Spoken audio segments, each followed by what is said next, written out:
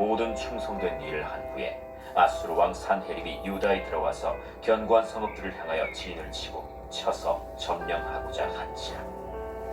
히스기야가 산헤립이 예루살렘을 치러 온 것을 보고 그의 방백들과 용사들과 더불어 의논하고 성 밖의 모든 물 근원을 막고자 하고 그들이 돕더라. 이에 백성이 많이 모여 모든 물 근원과 땅으로 흘러가는 시내를 막고 이르되 어찌 아수르 왕들이 와서 많은 물을 얻게 하리요? 히스기야가 힘을 내어 무너진 모든 성벽을 보수하되 망대까지 높이 쌓고 또 외성을 쌓고 다윗성의 밀로를 견고하게 하고 모기와 방패를 많이 만들고 군대 지휘관들을 세워 백성을 거느리게 하고 성문 광장에서 자기 앞에 무리를 모으고 말로 위로하여 이르되 너희는 마음을 강하게 하며 담대히 하고 아수르 왕과 그를 따르는 온 무리로 말미암아 두려워하지 말며 놀라지 말라. 우리와 함께하시는 이가 그와 함께하는 자보다 크니 그와 함께하는 자는 육신의 팔, 우리와 함께하시는 이는 우리의 하나님 여호와시라. 반드시 우리를 도우시고 우리를 대신하여 싸우시리라. 하매 이러므로 히스기야 왕이 아모스의 아들 선지자 이사야와 더불어 하늘을 향하여 부르짖어 기도하였더니 여호와께서 한 천사를 보내어 아수르 왕의 진영에서 모든 큰 용사와 대장과 지휘관들을 멸하시니라. 아수르 왕이 낯이 뜨거워 그의 고국으로 돌아간다. 그의 시내 전에 들어갔을 때 그의 몸에서 난 자들이 거기서 칼로 죽였더라. 하나님께서 도우시는 사람이 어떤 사람일까요? 오늘 본문의 히스기야를 통해 배우려고 합니다. IMF 때보다 살기가 더 힘들다라는 말이 여기저기서 심심치 않게 들려옵니다. 어떤 면에서는 IMF 때 이웃의 위기보다 더 심각하다고 걱정하는 분들도 있습니다. 그런 걱정 가운데는 아마도 나라를 이끌고 있는 리더십에 대한 불안감과 불신이 팽배해진 까닭도 간과할 수 없습니다. 나라의 중심을 잡아주고 국민들의 다양한 소리를 통합해서 내일을 위한 비전을 제시해 주어야 할 리더십들이 제 역할을 하지 못하고 있습니다. 이렇게 되면 국민들이 정부를 신뢰하지 못합니다. 정부 역시 국민들의 지지 없이 나란 일을 하려니 국정 운영이 여간 어려운 것이 아닙니다. 이것은 리더십만의 문제가 아닙니다. 우리 모두의 문제이며 나라의 운명을 좌우하는 문제입니다. 그러므로 내가 야당에 속했든 여당에 속했든 대통령을 위해 기도해야 합니다. 다소 혼란이 있더라도 즉시 제자리를 잡고 안정적인 국정 운영을 할 수 있도록 우리가 기도해야 합니다.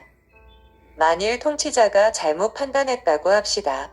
그래서 그 잘못 판단한 것으로 계속 실정을 했다고 합시다. 그렇게 되면 국정이 혼란에 빠집니다. 외국인 투자자들이 떠나갑니다. 수출길이 막히고 경제가 어려워집니다.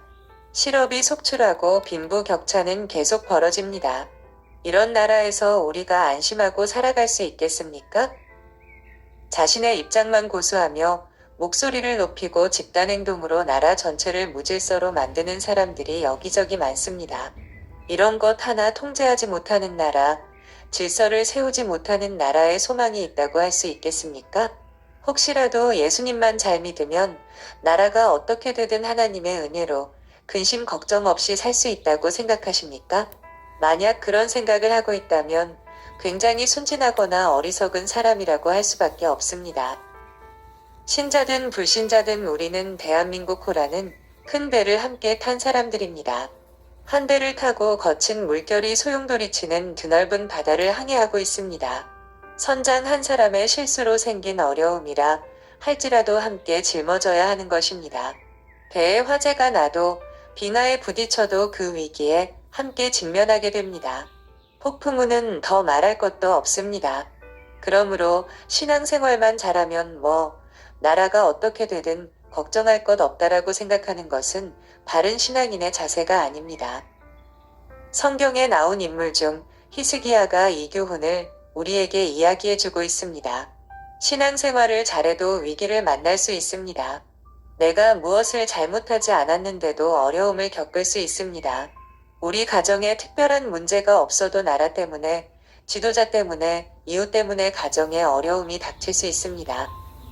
예수님을 믿는 사람도 예외가 아닙니다.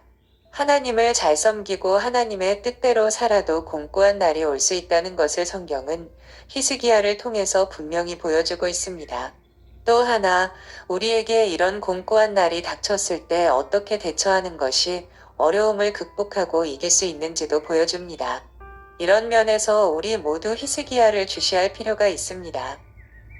히스기야는 우리나라와 같이 남과 북이 분열된 유대 나라의 남쪽 왕국 13번째 왕입니다. 그는 25살에 왕위에 올랐습니다. 그의 아버지 아하스 왕은 매우 악독한 왕이었습니다. 얼마나 사악했는지 하나님을 모시고 섬기도록 지어놓은 거룩한 성전에서 하나님을 섬기는 기구들을 다 치워버리고 이방신을 섬기도록 우상제단을 만들었습니다. 하나님의 성전을 완전히 더럽혀 놓은 아주 지독한 왕이었습니다. 또 얼마나 백성들로부터 미움을 받았는지 왕이 죽으면 당연히 묻혀야 할 왕릉에도 들어가지 못하고 엉뚱한 데 묻힌 사람이었습니다. 그런 악한 왕, 영적으로 타락한 왕에게서 히스기야가 태어났습니다. 그런 아버지 밑에서 자란 히스기야는 희한하게도 하나님을 잘 섬기는 사람이었습니다. 하나님의 말씀에 순종하는 왕으로 성경에 기록되어 있습니다. 히스기야가 이스라엘 하나님 여호와를 의지하였는데 그의 전후 유다 여러 왕 중에 그러한 자가 없었으니 히스기야 왕의 앞뒤로는 아무리 살펴보아도 히스기야처럼 성실한 믿음의 사람이 없습니다. 어떻게 이런 이변이 일어날 수 있었을까요? 바로 어머니의 영향 때문이었습니다. 히스기야의 어머니 아비야는 경건한 제사장 스가랴의 딸이었습니다. 선지자의 딸인 아비야는 어려서부터 신앙 안에서 잘 자란 여성으로 아하스 왕의 왕비가 되었습니다. 그 둘 사이에서 히스기야가 태어났습니다. 자녀 교육의 절대적인 영향력은 아버지보다는 어머니에게 있습니다. 어머니의 믿음이 흐리멍덩하면 자녀의 믿음도 그렇게 자랄 수밖에 없습니다. 반면 어머니가 신앙에 철저하면 자녀도 철저하게 됩니다. 아마 자녀를 키워본 사람이라면 이 말에 다 동의하실 것입니다. 히스기야 왕은 바로 그 어머니의 영향을 받으며 자랐습니다. 그래서 왕위에 오르자마자 하나님 보시기에 좋은 일을 정말 많이 했습니다. 아버지가 더럽혀 놓은 성전을 깨끗하게 다시 일으켜 하나님만 섬기는 거룩한 성전으로 정화시켰습니다. 나라 곳곳마다 우상을 섬기기 위해 만들어 놓은 산당과 우상들을 다 쓸어버렸습니다. 나라 구석구석 하나님이 기뻐하시지 않는 모든 것을 개혁했습니다. 뿐만 아니라 수백 년 동안 잊어버리고 지키지 않던 유월절을 다시 회복시켰습니다.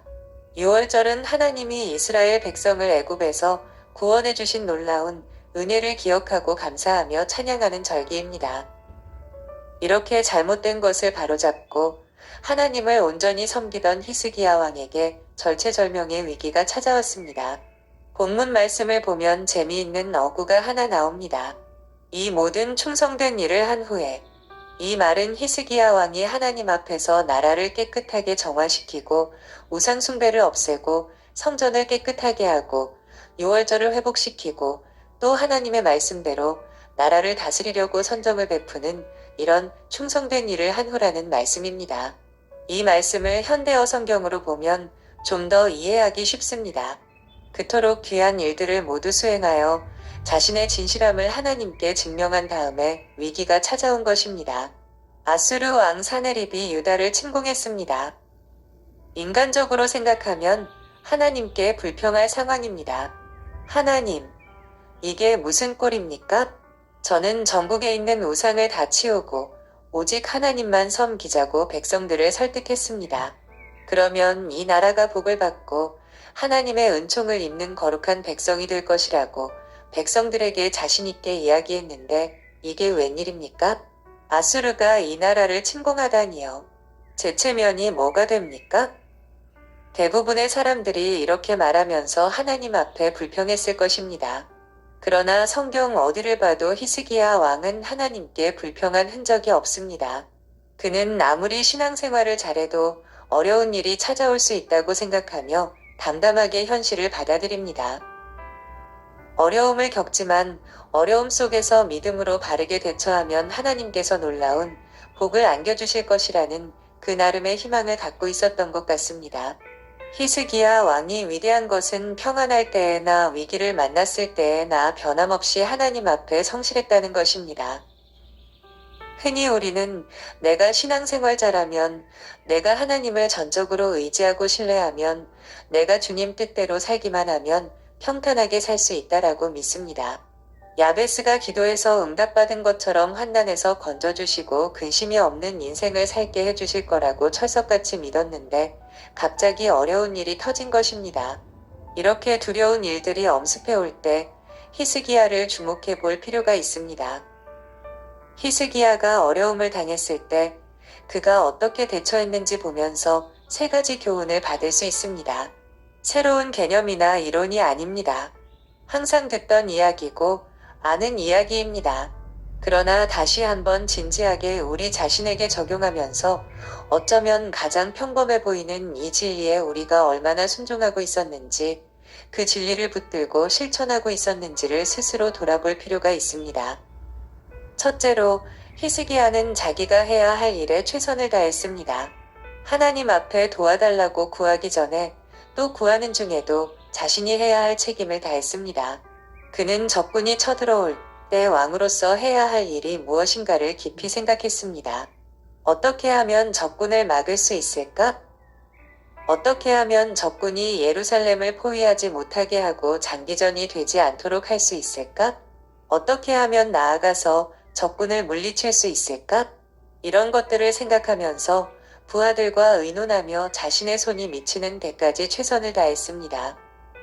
예루살렘 남쪽에 기온셈이라고 하는 수원지, 이곳은 물이 막 솟는 곳이었습니다.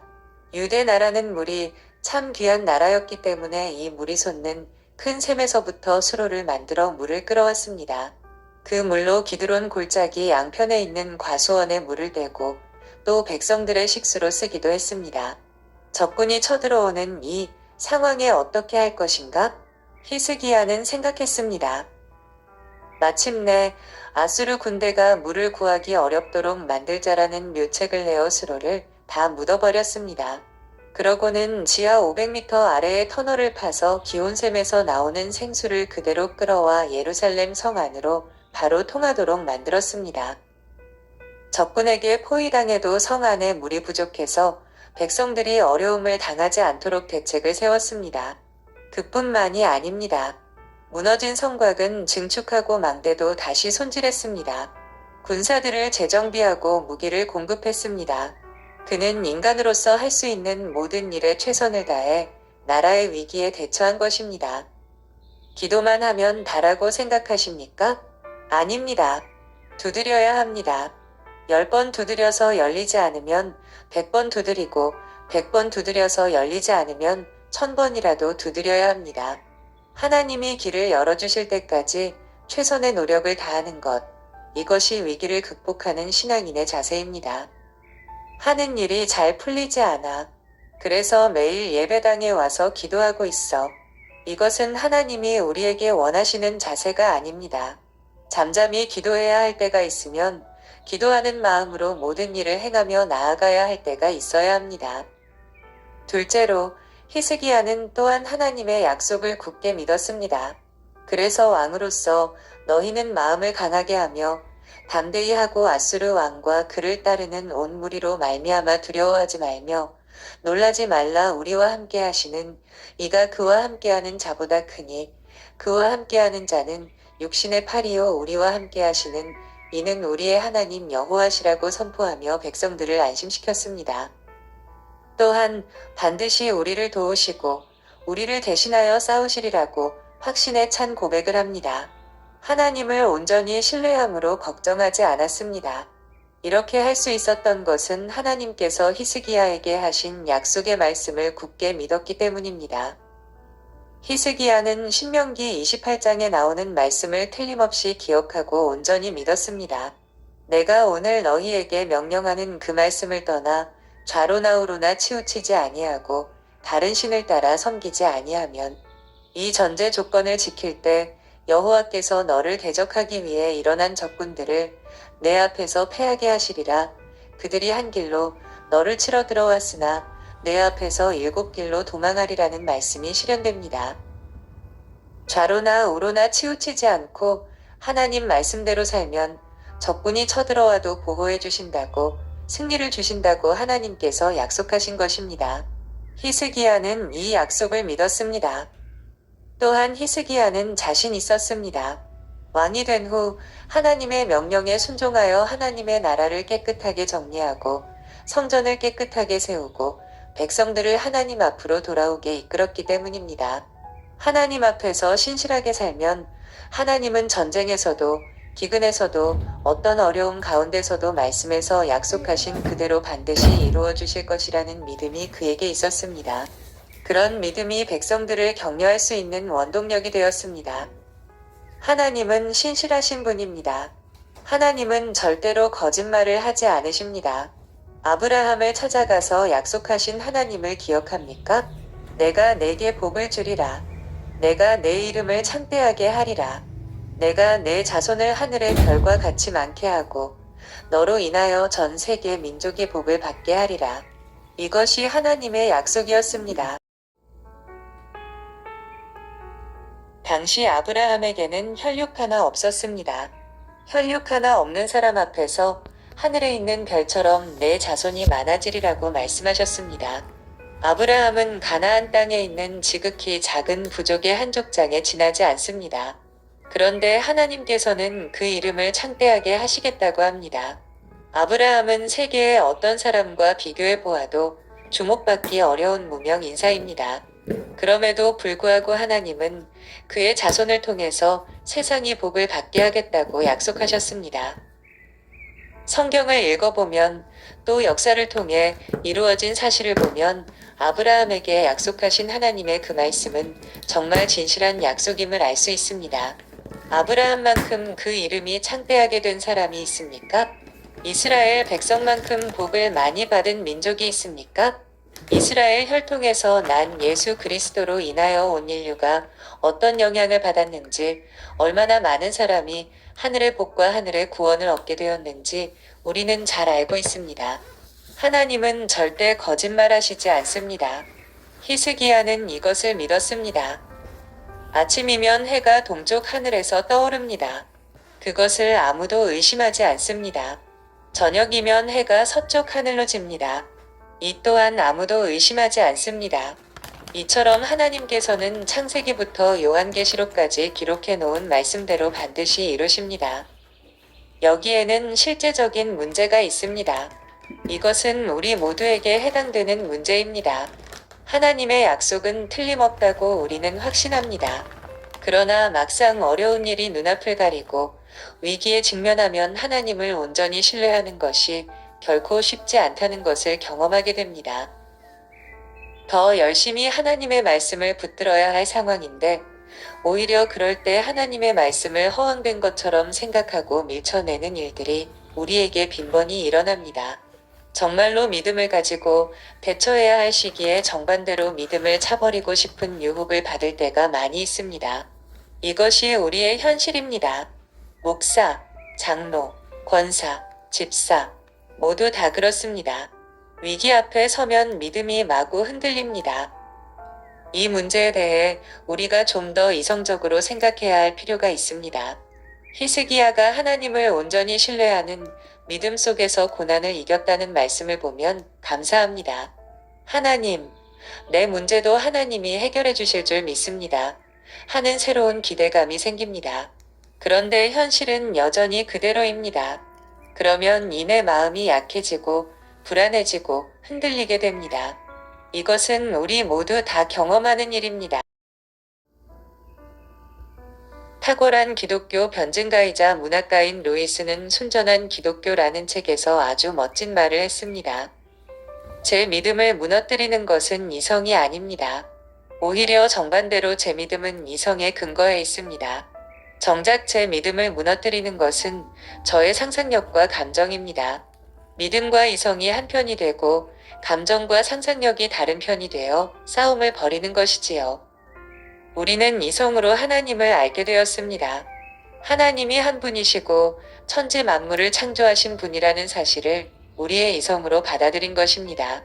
또 그분이 나를 위하여 자기 아들을 이 땅에 보내시고 십자가에서 구원하셨다는 것을 우리는 이성으로 받아들입니다. 그러나 위기를 만나면 이 이성에 근거한 우리의 믿음을 흔들어 버리는 장애물이 생깁니다. 그것이 바로 감정입니다. 위기 앞에 동요되는 것입니다. 일어나지도 않은 일들을 미리 만들어서 공상을 하고 스스로 불안을 조성합니다. 기도한다고 엎드리지만 기도는커녕 거침없이 달려드는 부정적인 생각들이 꼬리에 꼬리를 물고 이어집니다. 걷잡을 수 없는 부정적인 공상과 엉뚱한 생각들은 우리를 더욱 불안과 두려움에 가두어 버립니다. 이게 감정입니다. 이 근거 없는 감정이 이성에 근거한 믿음을 흔들기 시작하는 것입니다. 어려운 상황에서 하나님을 믿는다는 것이 무엇입니까? 루이스는 이렇게 정의했습니다. 믿음은 아무리 기분이 바뀌어도 한번 받아들인 것은 끝까지 고수하는 기술이다. 참 멋진 말입니다. 어려운 상황에서 내가 하나님의 약속을 믿는다는 것은 이성으로 받아들인 하나님의 말씀을 나의 기분과 상관없이 흔들림 없이 밀고 나가는 기술이라는 것입니다. 기술을 얻기 위해서는 훈련이 필요합니다. 그렇기 때문에 믿음에도 일종의 훈련이 필요하고 훈련을 통해서 좋은 습관을 기를 필요가 있습니다. 어려운 일을 당하면 나의 상한 감정이나 나의 아픈 마음이 나를 끌고 가지 못하도록 해야 합니다. 내가 건강하지 못한 감정에 끌려다니지 않기 위해서는 적당히 감정을 다스릴 수 있는 훈련이 필요합니다. 상한 감정이 내 믿음을 흔들기 위해 부정적인 공상으로 나를 초대할 때 단호하게 거절해야 합니다. 감정 기복이 심한 채로 끌려다니면서 믿다가 말다가 하는 실수를 범하면 안 됩니다. 믿음 앞에서 냉정해야 됩니다. 이것이 위기를 극복할 수 있는 믿음을 항상 유지하는 비결입니다. 믿음으로 하나님의 약속을 굳게 붙잡고 위기에 대처하는 훈련을 해야 합니다. 감정 때문에 자꾸 왔다 갔다 하는 믿음에서 머물러 있으면 위기에서 결코 승리할 수 없습니다. 우주 만물을 창조하신 하나님, 전지전능하시고 우리를 사랑하시는 하나님 아버지를 깊이 생각해 봅시다. 그 하나님을 믿는 믿음을 가지고 문제를 해결하는 훈련이 잘 되어 있는지, 그 기술을 잘 갖추고 있는지 스스로 돌아볼 필요가 있습니다. 청교도 목사인 토머스 왓슨이라는 분은 이런 이야기를 했습니다. 물고기가 물속에서 살듯이 믿음이란 하나님의 약속 안에서 사는 것이다. 하나님의 약속은 팽팽하게 부푼 튜브와 같아서 우리가 아무리 거센 고통의 바다에 빠져도 그 튜브만 잡으면 절대로 가라앉지 않는다.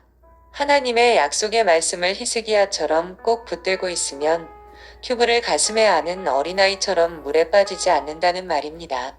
우리도 이런 믿음을 가져야 합니다. 셋째로, 히스기야는 또한 간절하게 부르짖으며 기도했습니다. 히스기야 왕은 선지자 이사야와 더불어 하늘을 향하여 부르짖어 기도하였다라고 합니다. 열왕기하 19장에도 아수르 왕 사느립이 쳐들어와서 협박하자 히스기야는 하나님의 성전에 들어가 자기 옷을 찢고 굵은 배를 입고 하나님 앞에 간절히 기도했다고 나옵니다. 혼자서 기도하기 힘들 때에는 선지자 이사야를 불러서 함께 기도하자고 했습니다.